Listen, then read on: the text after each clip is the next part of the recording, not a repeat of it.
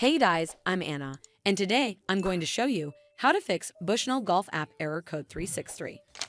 So first of all, you need to make sure you're connected to a strong internet connection. Open up Safari browser on your mobile device and then search for speed test right over here. Here on this page, you need to tap on Run Speed Test.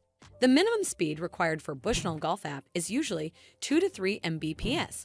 So if it's anywhere near or above this number, that's fast enough. If your internet speed appears to be unreasonably low, then you may need to contact your internet service provider for help.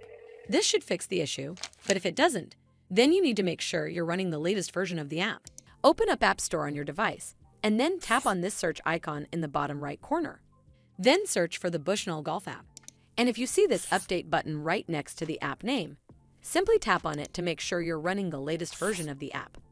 But if you still encounter this issue, then you need to clear App Cache.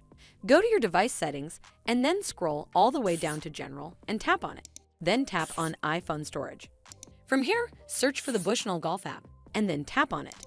Once you're on this screen, you need to tap on Offload App. Tap again to confirm.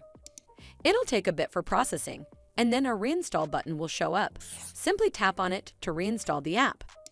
This should fix the issue, but if it doesn't, then you need to completely reinstall the app. Follow the on-screen instructions to navigate all the way to the app page. Once you're on this screen, tap on Delete App to uninstall the app from your device. Once uninstalled, you need to open up App Store and then search for the Bushnell Golf App right over here in the search bar, and then click on this Get button to install it back on your device.